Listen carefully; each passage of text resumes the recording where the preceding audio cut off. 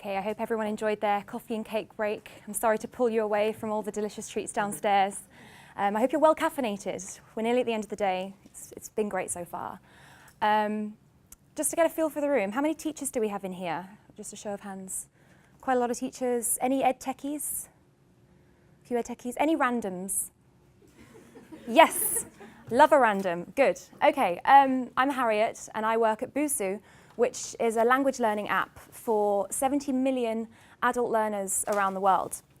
A little bit more about busuu in a second, but today I'm going to talk to you about this concept that I call the invisible learner and what that means for me, for busuu, but also for the wider EdTech community. So I'm going to be talking about what it means to be learner-centered in a digital context, what the challenges are for digital learning platforms, which tools and methods we use to overcome these challenges, and how learner feedback plays into all of this. Finally, I'm going to talk you through an experiment that we ran earlier this year, which was all based around putting ourselves in the shoes of our learners and becoming the learner. So you've got all that to look forward to. Okay, a bit more about busuu. As I said, it's a language learning platform app for adults. We have 70 million registered learners all around the world. It's available on 3 platforms, web, iOS and Android. And it's a freemium version, which means we have a free version and a paid version with more and better content. We also sell into organizations. We've got 12 language courses, the main European ones, plus some others that are further afield. Our content is based on the Common European Framework of Reference. We also have travel and business courses, and those are all for private study. But that is teamed with what I think makes busuu really special, which is its community aspect. So when you sign up to busuu, you become a member of this community. You can add friends, and you effectively help each other learn a language. Okay, so my role in all of this is English language expert, which sounds poncy, but it basically means I'm responsible for writing the English course. So that involves syllabus planning based on the CEFR, lesson planning, testing my own work as well as my colleagues' work in different courses, and most importantly, getting feedback from our users in a variety of different ways. Which brings me nicely onto the theme of this whole event, the rise of the learner experience, or LX. So what does this mean? Well, at busuu, this means 2 things for us. Oh, I've skipped a bit. So we all, this term of learner experience designer resonates quite strongly at busuu. I'm sure it does for most, if not everyone in this room. Now, this concept is split into 2 things. We are learner-centered and we are iterative. So I'm just going to define those a little bit. But I'm going to talk about the old way of content creation versus what we're able to do now. So the traditional way would be where this approach, which is we are the experts, you are the students approach. So, you know, you listen to us, we know best, that kind of approach. There would be long projects spanning 18 months or more, over which time you would get minimal feedback on the work that you were doing. Now this means that by the time you get to that end of 18-month process, it's very difficult to be learner-centered because you've kind of gone in blind. You don't really know if what you're doing is valuable to your learners. And so what we're able to do now, by contrast, is very different. You can release a very small amount of content or a very first iteration of a new feature and get tons of information. You get people in very early to tell you what they think. And then from that, you can iterate and gradually grow the product into your learners rather than guessing from the very beginning. So to do this, we ask 3 questions. Who are our learners? How do we design our product to appeal to them? And how do we know they like it? So I'll put this in the context of busuu. At busuu, we know, well, we have a large range of different learners, but our target audience and our main group of learners are ages 25 to 35. They are young professionals, they are educated, they're from higher education, and they are interested in learning a language for work, travel, or culture, because they're interested in culture. So taking this information that we know about our learners, we know that we have to create a product that is modern. If you look at busuu, the way that it's designed is very, very bright, very modern, quite clean, uses bright colours, nothing too crowded on the page, etc. We have a very friendly, informal tone of voice, so as not to come across as too academic. We don't ignore grammar. You need grammar to learn a language, but the way we approach it is by not using these scary grammatical terms like demonstrative adjectives, terrifying to learners and not useful. Instead of testing them on the terminology itself, we focus more on the usage. And our content is useful, functional, and fun, not monotonous. So we focus on language that is going to be useful to them every day.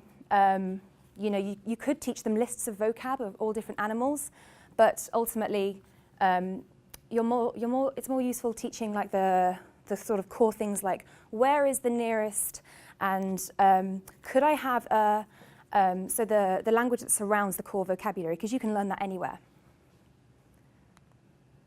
And the whole product, across all teams, this is across marketing, education, product, tech, we have this vibe that we are in this together, and that's very much the message that we try to send at busuu. Not the we're the experts, you're the students, we're all in this together. How do we know they like it? Data and feedback. So I'm going to go into this in significantly more detail than I have on this slide. Why is data and feedback important? Well, without finding data on what you're doing and feedback on what you're doing, you're probably going to end up feeling a bit like this. Not even end up feeling a bit like this, start off feeling like this. And no one wants to feel like that. But as you can imagine, anybody who who runs a digital learning platform knows that you can't go about getting feedback in the traditional way. Your students aren't sitting there in front of you. We need to find other methods. busuu, as I said, has a community of 70 million, and we're growing. And so, we need to find a lot of different other methods to get feedback. But if we want to call ourselves learner-centered, this is exactly what we have to do. But how? How on earth can you get feedback from somebody who lives halfway across the world in Brazil or in China? Well, I'm going to talk through a few different methodologies that we employ at busuu, a few different tools, but it's all based around getting the data, but also the anecdotal evidence. So, data. This tool, Amplitude, is amazing because it's so flexible. You can create all kinds of different charts. I'll talk you through quickly a few of them. This is basically tracking unique events. So that means this chart is showing us the number of activities completed on particular days. So each dot is one day. And then the two different lines are our free users versus our premium users. So you can see how it sort of peaks and troughs, and you can see the difference between the two of them. Another example of a different chart, this is what they call a funnel conversion chart. Now, to put that simply, it basically means out of the people who did this, how many went on to do this? So with this one, we were looking at our speaking exercises and their completion rates. So out of this many people who started one, how many finished? And the two different bars, the two different colors, are our two mobile platforms, iOS and Android. Finally, a user composition chart, which basically takes a cohort of users and then breaks it down by a certain quality or parameter. So here I was looking at, in all of our users who are doing the English course, which language are they learning English from? What's their interface language? Then we've got Tableau. Tableau's a bit different. In my team, in the education team, we use Tableau mostly for completion rates of lessons and units. These are all different sections of our course, basically, how our course is structured. So on the left here, you've got different units, different unit titles. And then on the far right, you've got completion rates. So these Tableau and Amplitude are really great for getting a fast, high-level impression of if there's a problem area in our course. You can see outliers very quickly. For example, if we look at this unit here, I don't know if you can see that, so it's called Nice to Meet You, and it has a 77.1% completion rate. If you compare that to the others are mostly 90% and above. Now, this is the only problem with data. It only gives you half the story, because we know that this particular unit is actually the first unit in the English course, which means that it receives the largest amount of traffic. Now, people might be dropping out of this unit for a number of reasons. They might be dropping out because they've downloaded busuu on a whim, and they've very quickly realized that they're not interested, and they've dropped out. Or potentially more likely, I hope it's more likely, they have realized that this is too easy for them because it's the first unit in the course, and they've thought, okay, I need something more difficult because I know how to say hello. So they've gone later into the course and found a new unit. So yeah, as Caroline actually said in her talk earlier on data, it only gives you half the story. But we are getting better at this. This horrible looking thing is something that our data team pulled for us. Now, what this shows is different exercises. So in particular, speech recognition exercises. So you hear a phrase or a word, you speak it back into the phone, it gives you a machine correction on your pronunciation. On the far right, again, you've got the pass rate. So how many people pass, what percentage of people pass these exercises? Now, the ones in red, not good. In fact, none of these are good. These are from like the top end of the chart. So you've got things like 35% pass rate, 36% pass rate, and these are obviously like marked in red because it's a giant red flag for us. This is too frustrating for a learner. So this gave us an immediate indication that we need to remove these from our course or improve them in some way. So just to put this in perspective, this is very recent that we're actually able to do this. This kind of thing before would have usually been reported by our customer service team, by users contacting customer service, then a customer service agent directing it to a member of my team and saying, this exercise doesn't work. Okay, I'll go and figure out why. So what this allows us to do is preempt some of those complaints and hopefully relieve a lot of the frustration that people feel when learning a language. Okay, a bit more qualitative data now. So Intercom is a tool that contains a database of all our learners around the world on all different platforms, and it allows us to segment the learners into a cohort and message them directly via the app. So you might want to say, out of people who have completed lessons 1, 2, and 3, separate them, pull their email addresses, and email them all as a group to ask their opinion on the course. It's a really good way of getting in touch with a lot of people very quickly. So this is a message that I sent to myself because I don't have any friends. And I'm asking about my own opinion on the English course. Obviously, I think it's great. Okay, so Intercom's really good when you get feedback like this. So this learner thinks that we need more translation from Russian to English, practice in translation from Russian to English. And this learner here is complaining about a particular type of exercise type and thinks that we should improve it. So you can see, there are 2 very, very useful pieces of feedback there on the course. And that's when Intercom is great. This is when Intercom is not so great. These are not cropped just to get the funny bit. This is the full response from two different learners. So yeah, there's a lot of sifting through the not so useful feedback, to put it nicely, to get to the good stuff. So it can sometimes feel a little bit like this. User testing. Now, this is one of the most crucial parts of our whole development process in whatever we do. So basically, this is basically where we get in touch with maybe some existing users or maybe some people who have never seen busuu before. You can find them via Gumtree, and you can put out adverts and people get in touch with you. And you invite them into the office to test a particular new feature that you're developing. And you do this very early on when you've done your first iteration. So in the picture, there's my colleague Hayley. She's our designer. And one of our current users, he's actually a very active user, testing, I think this was for our new navigation. Or was it? No, it's on a laptop. It's probably something else. But yeah, you get lots of feedback from this, and it means that you can iterate and make your product better.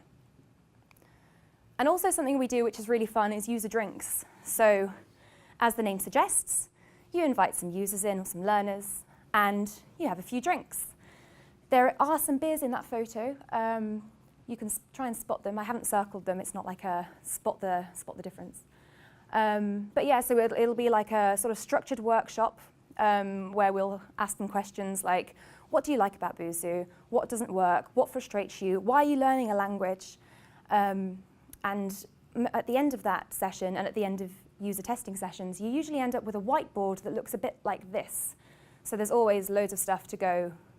There's loads of stuff to go off there, so always super useful.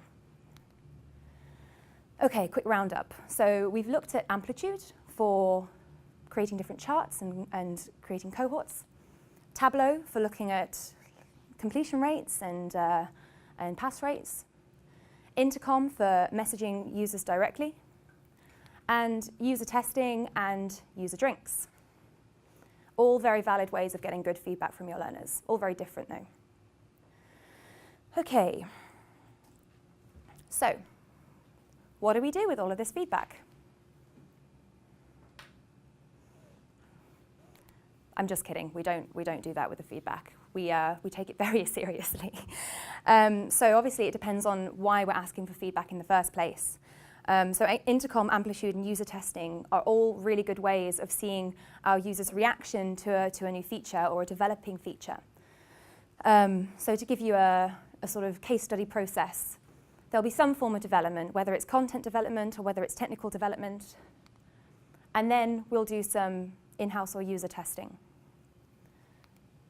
You'll make a decision on whether you're happy with it or not, whether you want to go ahead with it. If not, back to the drawing board, and then try again. If yes, then you do an A/B test. So you give one group of users the old experience, one group of users the new experience, and you compare the two. You set a time frame for this. You observe the data. You look at the metrics that you want to measure, and then you decide whether this test has been successful or not. If it is successful, you roll it out. If it's not, you roll back, and you go back to development. So I'm going to tell you a story of a time when we didn't use this process at busuu, and I'll let you guess the ending, but it's pretty obvious what's going to happen. Okay, so a couple of years ago, we sent out an intercom survey to our users, and we asked them, if you could add anything, what would you add to your English course? Big, broad question, lots of different responses. However, we've got users, like I said earlier, all around the world. We've got people in places like China and Russia where they have completely different writing systems. So we saw a trend with some of the feedback we were getting. We were getting stuff like, English is too hard, I don't understand anything. Nice and vague there. I can't understand written text. Aha, okay. There's something to go off. So they can't understand English because we're not teaching them the alphabet. Let's create an Intro to English course. Let's give them the alphabet, let's give them some pronunciation lessons, let's give them some spelling guidance. We'll stick it right at the top of the course, we'll plonk everyone in there. Job done. Cool, guys, well done. What do you think happened? Question though, how are you communicating with all of them if they don't speak English? Aha. Yeah, that's a good question, actually. So when I want to send an intercom message to people who don't speak English and who are beginner English, I will usually translate my message using our freelance translators into the languages that I need. And then when I get the responses back, this is really bad. I'm going to tell you a trade secret here. Get Google Translate. Basically just to get the gist of what they're saying, and then if I need to get more information out of them or define what they mean a bit better, then I'll get back in contact with them using our translators. We released this course, and this is a metaphor for what happened. Basically, because we sent everybody in at that level, not everyone needed it. And so a lot of people would drop out of the course immediately and never come back because they thought, this is useless, this is not interesting, this is not what I need. So to put it more simply, our retention rates fell. So we aborted. We rolled back. It's stayed that way since, but we have learned from this. And we know that if we come back to this, which we probably will at some point in the future, we would do it very differently.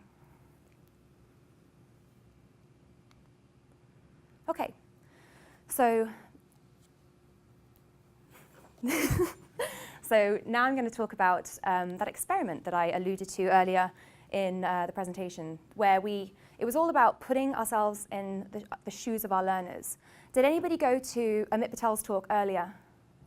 Yeah, lots of nods. I found that talk super interesting, and it really resonates with me, what he was talking about with empathy for our users. And while I was listening to it, I was like, yes, we did that. So what we did to be empathic with our users. Right, this is the Busuu Learns crew. So this is a bunch of busuu employees. There I am in the middle. And we all decided we were going to learn a language. You know, why are our learners finding it so difficult? Why is motivation such a big thing? Let's find out. So we set about the idea of learning a language. It was a project that spanned 3 months. We were all beginners in whatever language we chose. We used busuu predominantly for the project. And it took up about 80–90% of the company. We kind of engulfed ourselves in this whole project for three months. We were learning 8 different languages, by the way. Now, at the end of the 3 months, I sent out a questionnaire. We took video diaries along the way and stuff, but this questionnaire that I sent out had some pretty powerful questions in it and got some really great responses. So I'm just going to take you through a few of the things that we got from the questionnaire. The first thing is pretty encouraging. Out of pure interest, I asked everyone who participated, did your writing and speaking skills improve? And 35% of people said yes to both, which I thought was amazing. I was kind of shocked by how high that was. Granted, this is just a self-reflection, but still. And 35% said speaking but not writing, but a really encouraging result there. Now, what did Busuu Learns teach you about our users? It's very easy to lose motivation. It is harder than it looks. You forget what you've learned and you don't feel ready for more. You need real motivation. We should help our users define their goals and stay motivated with small successes that they can celebrate along the way. Learning a language as an adult is a painful experience, and it takes a lot of persistence and a good reason to learn. There seems to be a bit of a pattern emerging. We should celebrate those that achieve their goals. Okay, and what would make learning a language easier for you? Streaks. Lots of apps do streaks. Video content, personal reminders, more comprehension exercises, goal setting, more grammar tips, how to stay motivated. So these things are not all things that we're going to drop. We're not going to drop everything all of a sudden and then go and work on these. But you know, we're going to take this to heart. You know, these are valid things that our users probably need, and we've found this out through becoming the learner. So what Busuu Learns taught us was, of course, it's difficult to learn a language. Because we put ourselves in the shoes of the learner, we became the learner. Our learners became less invisible to us. So are our learners really invisible? Probably not, no. There are ways of finding good feedback from them. We have a long way to go. As a digital language learning platform, we still need to figure out ways of accommodating users in areas with low connectivity. But in general, we're getting a lot better, and we are constantly looking at ways of improving. And with that, I'd like to thank you for listening, and if you have any questions, I'll happily answer them. But if not, enjoy the rest of the conference.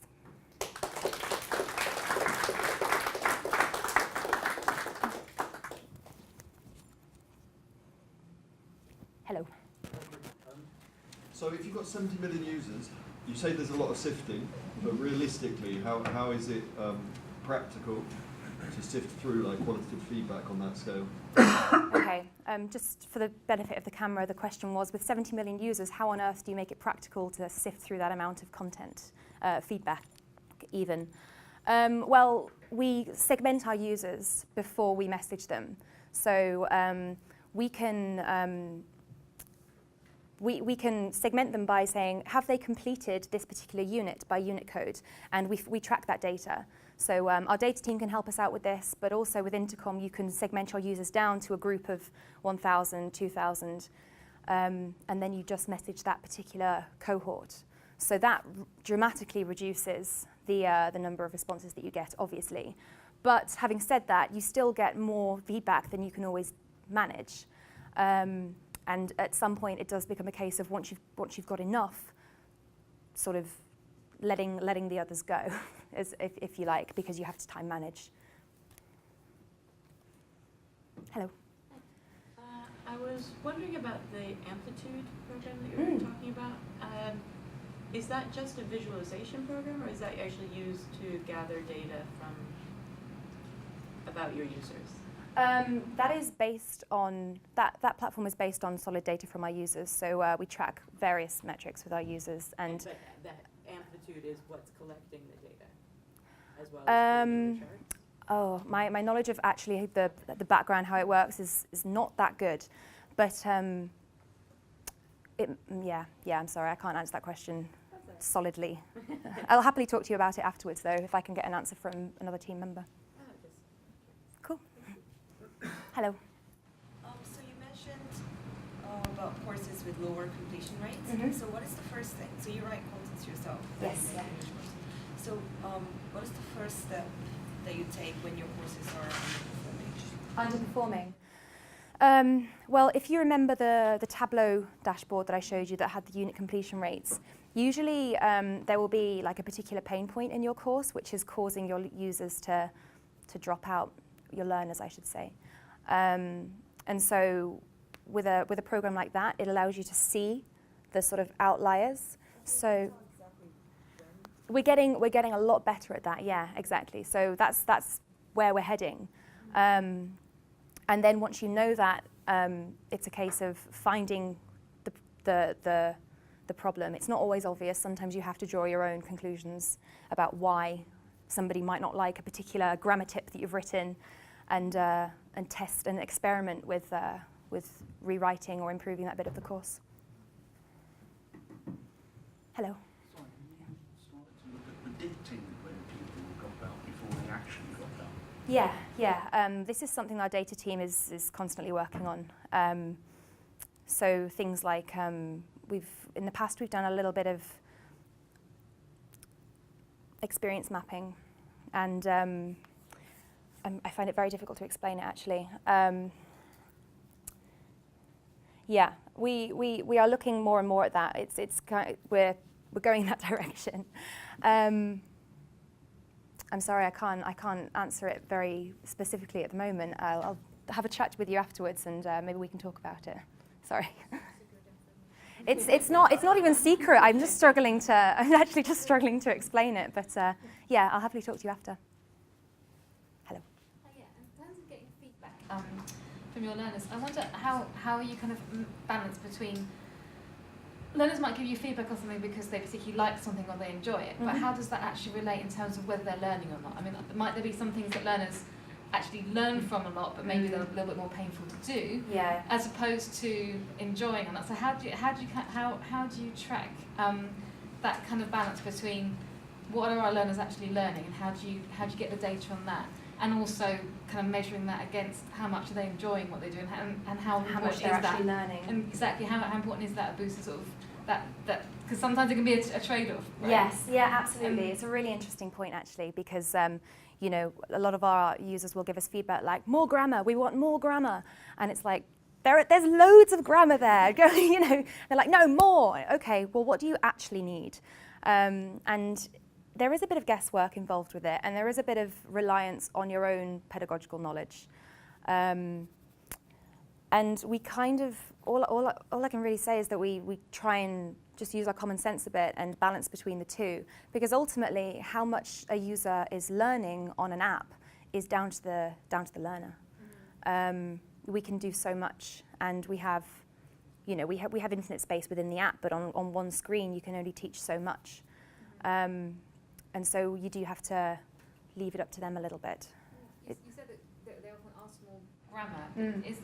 Do you find that learners tend to want to do things, like want more things that are enjoyable, or do they actually ask things that are kind of good for them but maybe not so fun? And like, what's the balance? It's a real mix, you know. We will get feedback like, yeah, we want more grammar, I want more speaking practice. You know, speaking practice when you're learning a language is one of the most terrifying things in my opinion.